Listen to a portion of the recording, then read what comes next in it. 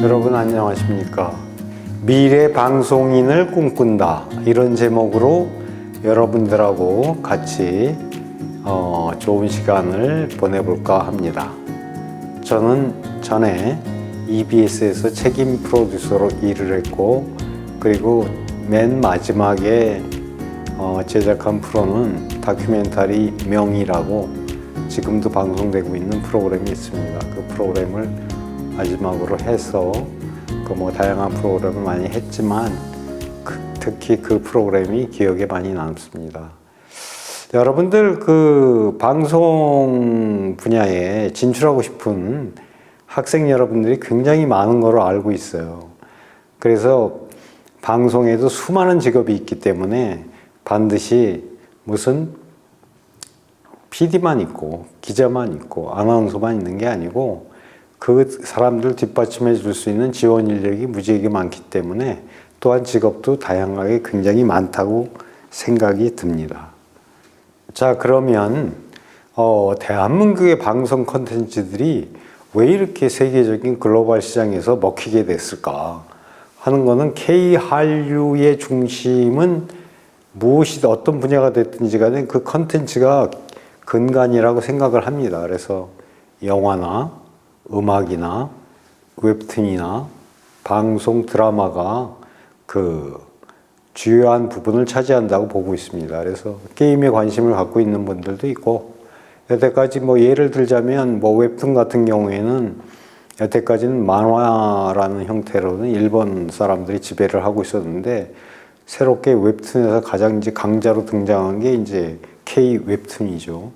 영화는 그 봉준호 감독의 기생충 같은 거로 이미 세계적인 경쟁력이 있다는 걸 증명을 했고, 또 음악 분야에서도 전에는 소녀시대나 그리고 싸이 같은 분들이 맨 초창기에 많은 인기를 끌었다면, 지금은 BTS나 블랙핑크 같은 그룹들이 굉장히 인기를 얻고 있지 않습니까? 그래서 결국은 근간이 되는 것은 컨텐츠다. 그래서 K-한류의 중심은 컨텐츠. 대표적인 문화상품은 영화, 웹툰, 음악, 방송, 드라마 이렇게 해당된다. 그래서 그 허준이라는 드라마, 대장금이라는 드라마, 겨울연가라는 드라마가 있고, 또 이제 그 가까이 있는 태양의 후예, 또 사랑의 불시착, 이태원 클래스 같은 것들이 있습니다. 그리고 이제 영화배우 이정재 씨가 나무조연상을 받은 오징어 게임이 있고, 학교는 지금 등 이런 프로그램들이 영화들이 또 프로그램들이 굉장히 인기를 끌고 있다라고 볼 수 있습니다. 그래서 대한민국의 컨텐츠의 경쟁력을 증명하고 있다, 이렇게 말씀드릴 수 있겠습니다. 그래서 다시 한번 얘기하면 H.O.T나 소녀시대, 원더걸스, 싸이를 거쳐서 BTS, 블랙핑크의 세계 음악 시장 진출이 굉장히 성과를 내고 있어서 앞으로 세계 음악 시장에 진출하는데 굉장한 탄력을 받을 거로 예상이 되고 있습니다.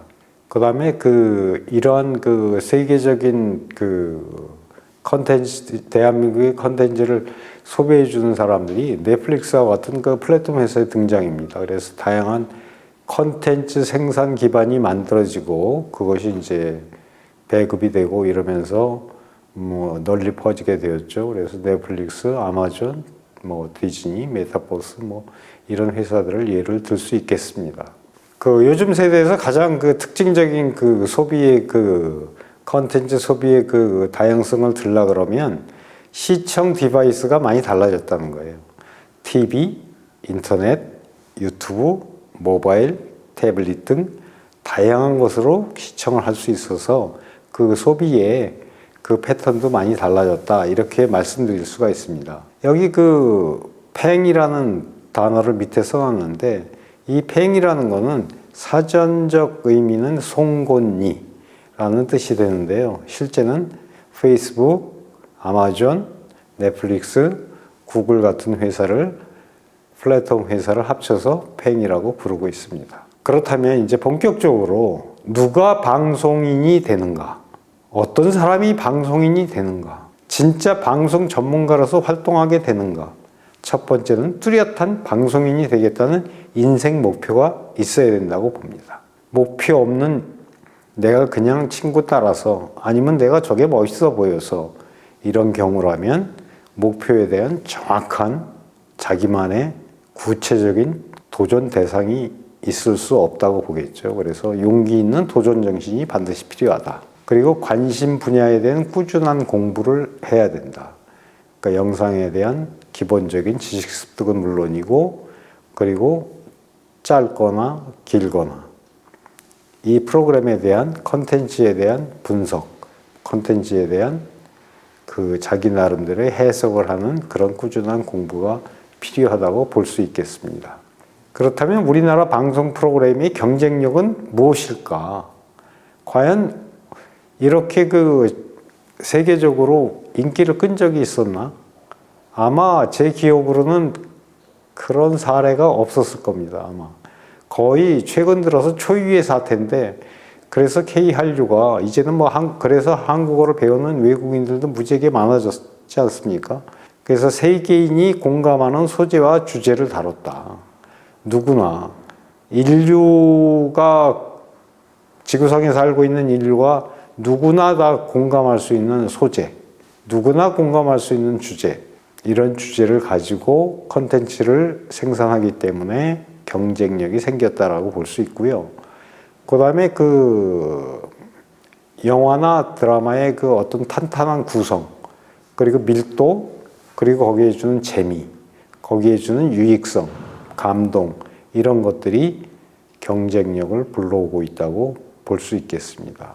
또한 이제 교육적인 요소나 구성이나 밀도만 탄탄하다 되는 건 아니고, 거기에 오락적인 요소하고 정서적인 공감대가 형성되는 게 굉장히 중요합니다. 아, 나도 그래. 저런 거라면 내가 늘 꿈꾸던 거야. 이거를 영상으로 구현을 해주고 있다라는 거. 그런 면에서 한국의 방송 프로그램이 경쟁력이 있다고 볼 수 있습니다. 방송인의 직업은 생각보다 다양하다. 여러분들 방송 분야에서 알고 있는 직업이 몇 개나 될까요? 아마 방송하면 프로듀서, 기자, 아나운서, 엔지니어 이 정도를 들 수 있겠죠. 그렇지만 생각보다 의외로 방송 분야에 관련된 직업 종사자들이 되게 많습니다.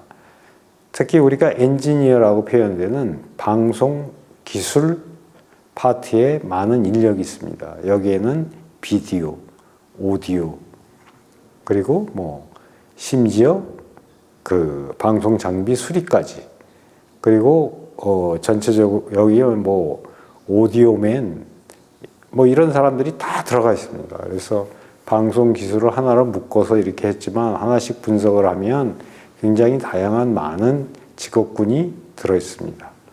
그리고 이제 방송에서 뗄래야 뗄 수 없는 카메라맨들이 있고요. 이 카메라맨들의 그 실력에 따라서 방송의 품질이 굉장히 좌우되기 때문에 카메라맨들의 능력은 굉장히 중요하다고 볼 수 있습니다. 그 다음에 이제 일상에 우리가 세트 디자이너들이 있는데, 그 세트 디자이너들은 세트를 PD가 어떤 연출을 할 것인가에 따라서 거기에 맞춰서 하는 사람들인데, 대개는 이제 실물적인, 물리적인 공간이 있는 그런 곳에다가 세트 디자인을 한다 하면, 밑에 있는 버추얼 스튜디오 디자이너는 사실은 가상의 스튜디오 디자이너입니다. 그러니까 실제로 존재하는 건 아니고 버추얼상, 가상의 공간에서 구현을 해서 합성을 시키는 그런 디자이너라고 볼 수 있습니다. 그 다음에 이제 그 디자이너 중에서도 요즘에 제일 중요한 게 2D, 3D 그래픽 디자이너들인데, 이거는 이제 입체적인 거를 강조하고, 그 다음에 그 애니메이팅한 그런 활동력 있는 그 동작이 중요하기 때문에 2D, 3D가 굉장히 많이 쓰여지고 있습니다. 저거는 영상으로 카메라로 표현할 수 없는 거를 인간의 상상력으로 풀어내는 거기 때문에 2D, 3D가 보편적으로 많이 쓰이고 있다고 볼 수 있습니다. 그 다음에 이제 뭐 특수 편집이라 그래서 일반적인 영상 편집 말고 그 프로그램에 특별한 용도에 맞게끔 하는 그런 편집들이 있을 수 있겠죠. 뭐 수중 촬영이 됐을지 항공 촬영이 될지 해서 그런 뭐 수중이나 항공 촬영 같은 아니면 굉장히 리스크가 높은 위험도가 높은 지역에서의 그 편집 같은 것들을 특수 편집에 속한다고 볼 수 있겠습니다. 그 다음에 이제 방송 경영인데요. 아니 뭐 방송국이라 그래서 회계 처리를 안 하는 것도 아니고 세무 처리를 안 하는 게 아니거든요. 그리고 이제 거기에 따른 모든 예산 지원이라든지 하려고 그러면 그런 걸 하려고 하면 방송 경영 인력이 반드시 필요하게 되겠죠. 그래서 방송 경영의 인력들이 방송국에 의외로 많다는 거 기억해 두시고요. 그 다음에 작가는 방송 작가들은 또 어떻게 보면 굉장히 그 인기 있는 작가들이 있습니다. 그러니까 어떤 작가 그러면 그 사람이 쓰기 때문에 믿고 보는 소비자들이 굉장히 많거든요. 시청자들이. 그래서 그 작가 역할이 굉장히 중요하다. 그 다음에 이제 방송 프로그램의 그 뭐랄까 얼굴이라 그럴까 그런 사람들 이제 MC라고 얘기를 하죠. 그래서 사회자들 역할이 굉장히 중요하고 또 우리가 그 음악 프로 같은 데는 기본적으로 DJ들이 들어가 있죠. 그 다음에 이제 우리가 뉴스를 현장에서 뛰는 리포터들이 있고 그 다음에 이제 뭐 해설위원들이 있습니다. 그 다음에 스포츠 캐스터 같은 그 스포츠에만 그 전문화된 그런 캐스터들이 있고요. 그 다음에 의상만 전문으로 하는 사람, 분장만 전문으로 하는 사람. 여기는 이제 뭐 예를 들어서 괴기물이나 아니면 뭐 예를 들어서 그 특별한 그 뭐 동물이나 인물이나 이런 걸 표현하려고 그러면 그 분장사 역할이 굉장히 중요하겠죠. 그 수염 붙이는 데서부터 상처난 것을 갖다 표현해내는 것까지. 그 다음에 이제 애니메이터는 그야말로 애니메이션을 만드는 사람이고 여기에 또 음악적인, 음향적인 효과를 내야 되는 음향 효과, 음악 효과에 종사하는 사람들이 있습니다. 그리고 이제 회계, 기본적으로 회계, 기본적으로 법무, 노무, 대외 협력 등이 있을 수 있습니다. 그리고 이제 전산 IT라 해서 여기는 아카이브를 포함하는데 이거 디지털 아카이브라고 얘기하는데 쉽게 얘기하면 영상 도서관이에요. 옛날에는 그걸 일일이 테이프로 보관을 했다 그러면 지금은 그걸 영상으로 해서 파일로 다 보관을 하니까 이런 전문 인력이 필요하게 되는 거죠. 방송인은 누구인가 했을 때 제일 먼저 떠오르는 게 아마 프로듀서일 겁니다. 그래서 프로듀서는 PD라고도 부르는데 사실은 이제 뭐 프로듀서와 엔드 디렉터를 합쳐서 PD라고 얘기를 하는데 이거는 이제 한국적인 상황인데요. 그 외국에서는 선진국에서는 다 프로듀서하고 디렉터가 다 분리되어 있는데 한국 방송사에서는 이제 프로듀서가 디렉터의 역할까지 같이 하고 있죠. 그 프로그램의 기획 연출을 담당한다. 그러니까 내가 어떤 프로그램을 만들어서 이 프로그램을 실제 프로그램으로 뽑아내겠다 하는 그런 모든 연출의 전 과정을 담당하는 사람이 프로듀서라고 볼 수 있겠습니다. 그러니까 실질적으로 앞에 나와서 얘기하는 건 출연자나 이런 사람들이지만 그 전체를 그 구성을 짜고 그런 의도를 전체적으로 살리는 사람들은 드라마가 됐든 교양 프로가 됐든 예능 프로가 됐든 PD가 전적으로 100% 책임을 가지고 만든다는 거. 그래서 PD의 능력이나 책임이 굉장히 중요합니다. 그래서 프로그램 전체를 리드하는 선장이자 파일럿이라고 부르는 겁니다. PD는 프로그램의 아이디어. 이거 어떨까? 그 아이디어 무지하게 좋은데? 그렇다고 해서 방송 프로그램이 되는 건 아닙니다. 그런 것들이 다듬고 다듬어지면 하나의 아이템으로 개발이 되겠죠. 그래서 그 여러 가지 아이템이 만나서 하나의 그 주제를 형성을 하게 되고 그 주제를 통해서 하나의 프로그램이 만들어지는 겁니다. 그래서 프로그램은 사전에 기획을 하고 촬영의 전 과정을 거치고 여기에 이제 연출이라는 의도와 개입을 하는 겁니다. 그리고 이제 후반 작업으로 들어가서 편집의 전 과정을 관리, 감독하는 게 PD의 역할이다. 이렇게 보시면 되겠습니다. 그래서 방송 제작의 4단계를 간략하게 말씀드리면 기획 단계, 어떤 프로그램을 할 것인가, 다큐멘터리를 한다면 어떤 다큐멘터리를 할 것인가, 가장 사람들이 관심을 갖고 있는 그 다큐멘터리는 뭘까, 어떤 주제일까, 여기에 대한 논의를 굉장히 오래 합니다. 그래서 처음에는 PD 개인의 생각을 가지고 그걸 이제 점차적으로 스태프들이 모여서 생각을 하나의 주제로 만들어가는 그런 기획 단계가 있고요. 그래서 이제 기획 단계에서 승인이 나면 편성 승인이 나고 프로그램으로 만들어도 좋다 하는 내부적인 승인이 나면 촬영 단계로 들어가죠. 그리고 이제 그 촬영 단계가 끝나면 이제 제작 단계를 거치는데 그 제작 단계를 거치고 나면 1차적으로 프로그램이 만들어졌다고 보는 겁니다. 거기에다가 음향 효과를 입히고 음악을 집어넣고 편집을 하고 해서 자막을 넣고 그래서 여러분들 뭐 텔레비전 보면 말풍선 많이 나오지 않습니까? 그런 것들을 다 집어넣으면 그 다음에 후반 사후 제작 단계가 끝난다. 그래서 하나의 프로그램으로 만들어진다. 이렇게 이해하시면 될 겁니다. 프로듀서는 프로그램을 연출하지 않는 사람으로서 모든 예산, 기획, 그 다음에 그 출연자의 선정, 이런 데 개입하는 사람이고요. 디렉터는 온전하게 작가와 같이 만나서 대본을 통해서 오로지 연출 하나에만 집중하는 사람을 디렉터라고 얘기를 합니다. 그래서 우리가 미국이나 유럽의 영화들을 보면서 정말 뛰어난 감독 얘기할 때는 디렉터를 얘기하는 거지 프로듀서를 얘기하는 게 아닙니다. 그래서 그런 차이가 있다는 것을 말씀드리고 싶고요. PD 역할의 탈장르화, 역할이 달라지고 있다. 이게 무슨 얘기냐 하면 옛날에는 PD가 연출만 했어요.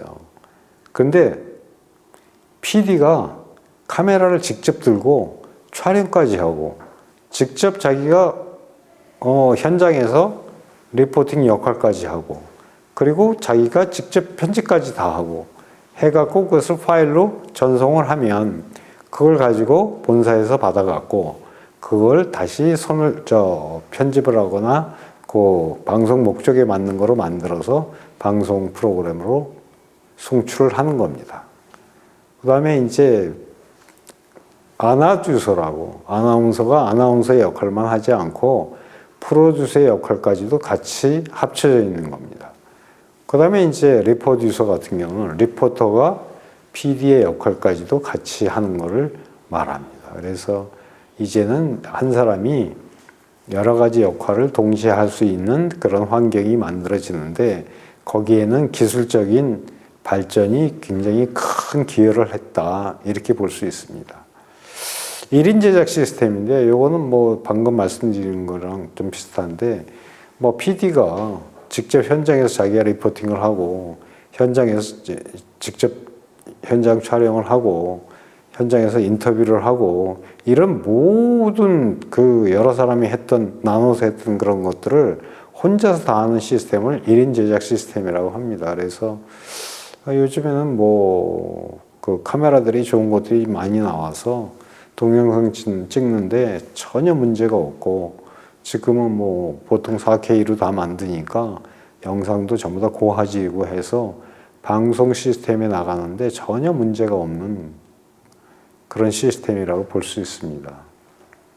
그리고 1인 제작 시스템 중에서 DJ를 하면서 컨설, 그러니까 음향 조작을 한다든지 아니면 음악을 선곡을 해서 자기가 띄운다든지 아니면 모니터를 보고 청취자들이 들어온 사연을 자기가 직접 고른다든지 하는 혼자서 모든 걸 다 하는 시스템은 이제 1인 제작 시스템이라 그러는데 이런 것들은 이제 예산이 좀 부족하거나 또 아니면 굉장히 신속하게 진행이 필요할 때는 이런 1인 제작 시스템을 쓰기도 합니다.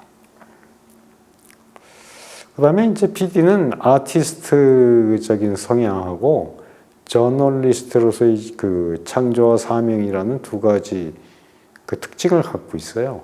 그래서 아티스트는 뭐냐면 우리가 뭐 그 정말 아름다운 그 장면을 찍을 때 그 겨울 연가 같은 거 뭐 찍는다 그러면 굉장히 아름다운 뭐 가을 동화 이런 것들은 굉장히 아름답지 않습니까?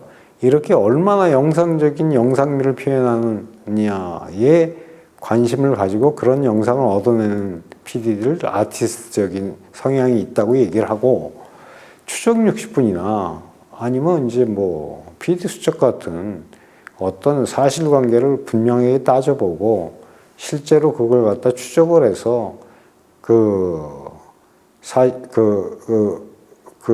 국민들이 관심을 갖고 있는 분야에 대해서 끝까지 추적을 해서 분석해서 거기에 대한 사실을 알려주는 그런 PD들이 저널리스트적인 성향을 갖고 있다고 봅니다. 그래서 대개는 아티스트적인 성향이 한 70%, 저널리스트적인 성향이 한 30%, 뭐 이 정도로 갖고 있다라고 보통 그 평균적으로 보면 그 이해하기 쉬울 것입니다.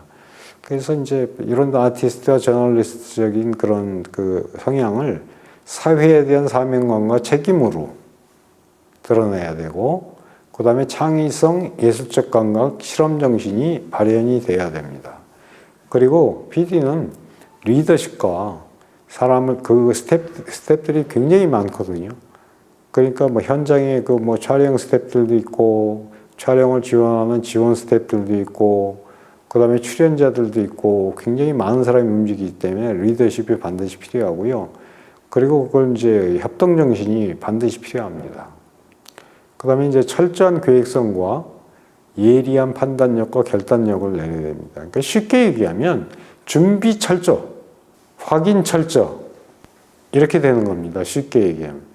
그래서 철저하게 준비를 하고, 그리고 그 철저하게 준비를 하다 보면 그 실수할 수 있는 요소를 굉장히 줄일 수가 있고, 다 만들어 놓고도 나중에 다시 확인하는 과정에서 최소한도의 에너지로, 최소한도의 힘만 들이고도 그 실수한 점이나 이런 보완해야 될 점을 빨리 발견할 수 있다라는 거. 그리고 되고 안 되고를 빨리 결단을 내려줘야 된다는 거. 그 다음에 이제 제작 스텝과 제작 구조 전반에 대한 이해가 필요해요. 그러니까 제작 스텝이라는 거는 조명도 있을 거고, 오디오도 있을 거고, 비디오도 있을 거고, 카메라도 있을 것이고, 미술도 있을 것이고, 분장도 있을 것이고, 뭐 출연자도 있을 것이고. 예를 들어서 어떤 카페를 빌렸어요. 6시간 동안. 근데 6시간 안에 못 찍으면 어떻게 되겠어요? 그건 안 되는 일이잖아요. 그래서 제작 구조 전반에 대한 이해가 필요하다. 어디까지 시간이 가능한지, 어디까지 동선이 펼쳐질 수 있는지, 제한점은 뭔지, 그 다음에 할 수 있는 데는 어디까지 할 수 있는지, 여기에 대한 이해가 반드시 필요하다. 그 다음에 시청자 집단에 대한 이해. 시청자들이 원하지 않는데, 시청자들이 정말